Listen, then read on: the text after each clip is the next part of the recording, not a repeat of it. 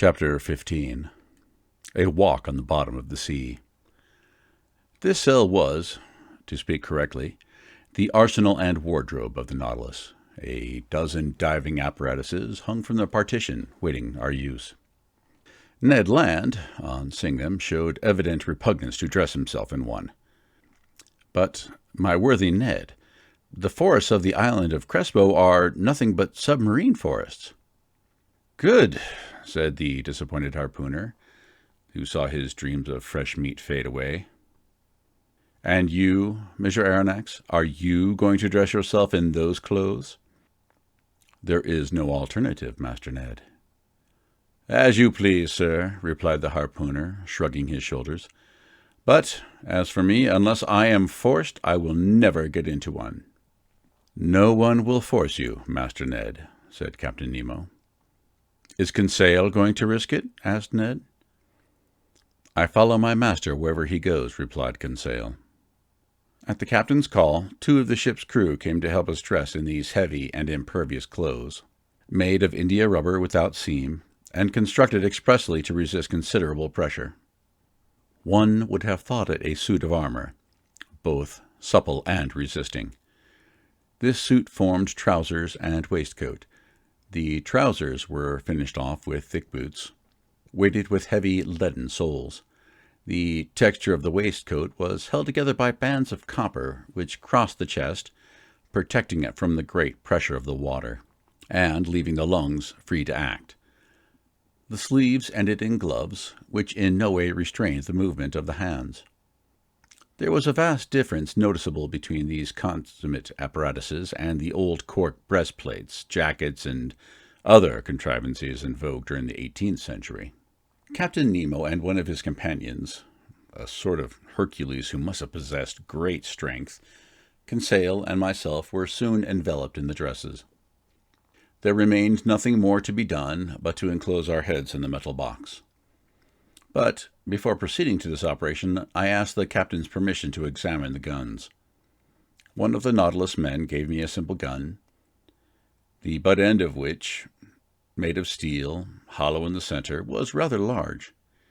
It served as a reservoir for compressed air which a valve, worked by a spring, allowed to escape into a metal tube. A box of projectiles in a groove in the thickness of the butt end contained about 20 of these electric balls, which, by means of a spring, were forced into the barrel of the gun. As soon as one shot was fired, another was ready. Captain Nemo, said I, this arm is perfect and easily handled. I only ask to be allowed to try it. But how shall we gain the bottom of the sea? At this moment, Professor, the Nautilus is stranded in 5 fathoms, and we have nothing to do but to start. But how shall we get off? You shall see. Captain Nemo thrust his head into the helmet. Conseil and I did the same, not without hearing an ironical, "Good sport," from the Canadian. The upper part of our dress terminated in a copper collar upon which was screwed the metal helmet. 3 holes, protected by thick glass, allowed us to see in all directions, by simply turning our head in the interior of the headdress. As soon as it was in position, the Rouquayrol apparatus on our backs began to act, and for my part I could breathe with ease. With the Ruhmkorff lamp hanging from my belt and the gun in my hand, I was ready to set out. But to speak the truth, imprisoned in these heavy garments, and glued to the deck by my leaden soles, it was impossible for me to take a step. But this state of things was provided for. I felt myself being pushed into a little room contiguous to the wardrobe room.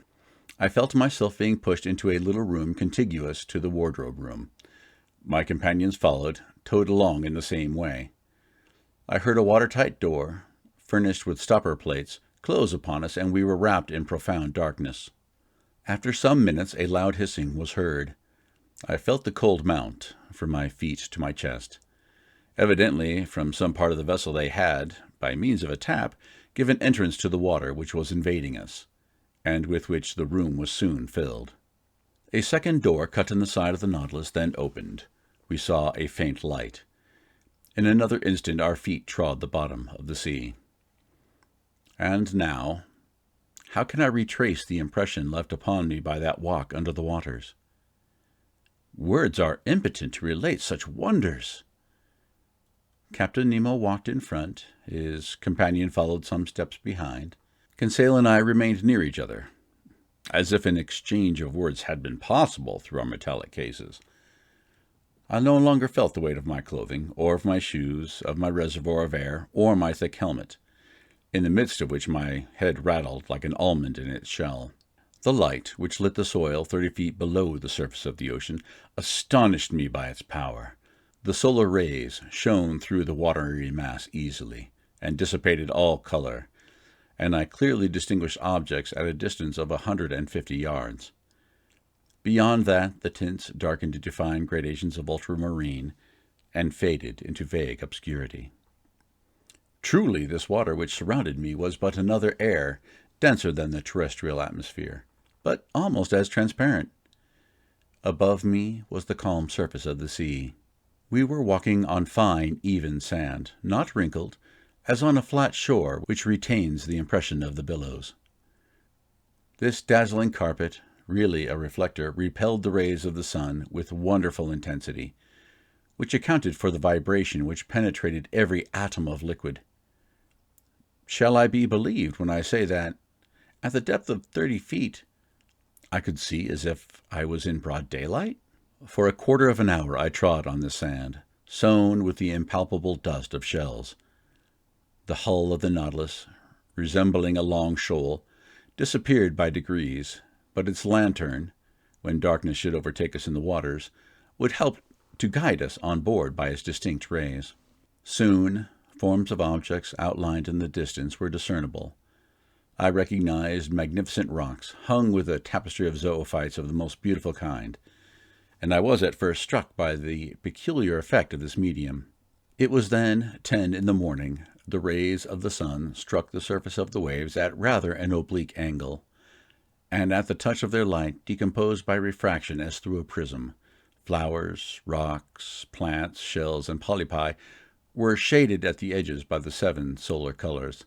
It was marvelous, a feast for the eyes, this complication of colored tints, a perfect kaleidoscope of green, yellow, orange, violet, indigo, and blue.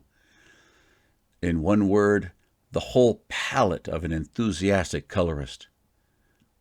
Why could I not communicate to Conseil the lively sensations which were mounting to my brain, and rival him in expressions of admiration? For aught I knew, Captain Nemo and his companion might be able to exchange thoughts by means of signs previously agreed upon. So, for want of better, I talked to myself. I declaimed in the copper box which covered my head, thereby expending more air in vain words than was perhaps wise. Various kinds of isis, clusters of pure tufted coral, prickly fungi, and anemones formed a brilliant garden of flowers, decked with their collarets of blue tentacles, sea stars studding the sandy bottom.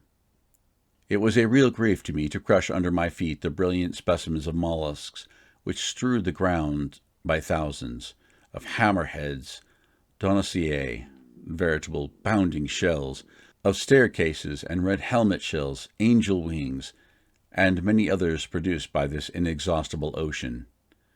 But we were bound to walk, so we went on, whilst above our heads waved medusae, whose umbrellas of opal or rose-pink, escalped with a band of blue, sheltered us from the rays of the sun, and Phyrae Pelagiae, which, in the darkness, would have strewn our path with phosphorescent light.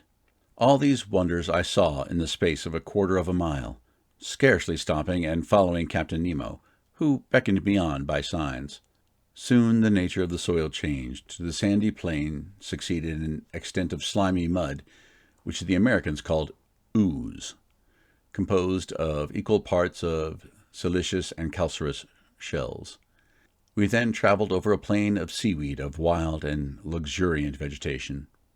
This sward was of close texture and soft to the feet, and rivaled the softest carpet woven by the hand of man. But whilst verdure was spread at our feet, it did not abandon our heads. A light network of marine plants, of that inexhaustible family of seaweeds of which more than 2,000 kinds are known, grew on the surface of the water. I noticed that the green plants kept nearer the top of the sea, whilst the red were at a greater depth, leaving to the black or brown the care of forming gardens and parterres in the remote beds of the ocean. We had quitted the Nautilus about an hour and a half. It was near noon. I knew that by the perpendicularity of the sun's rays, which were no longer refracted. The magical colors disappeared by degrees, and the shades of emerald and sapphire were effaced. We walked with a regular step, which rang upon the ground with astonishing intensity. The slightest noise was transmitted with a quickness to which the ear is unaccustomed on the earth. Indeed, water is a better conductor of sound than air, in the ratio of 4 to 1. At this period the earth sloped downwards. The light took a uniform tint. We were at a depth of 105 yards and 20 inches, undergoing a pressure of 6 atmospheres. At this depth I could still see the rays of the sun, though feebly. To their intense brilliancy had succeeded a reddish twilight, the lowest state between day and night.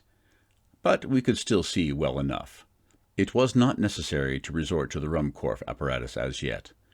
At this moment Captain Nemo stopped. He waited till I joined him, and then pointed to an obscure mass, looming in the shadow at a short distance. "It is the forest of the island of Crespo," thought I, and I was not mistaken.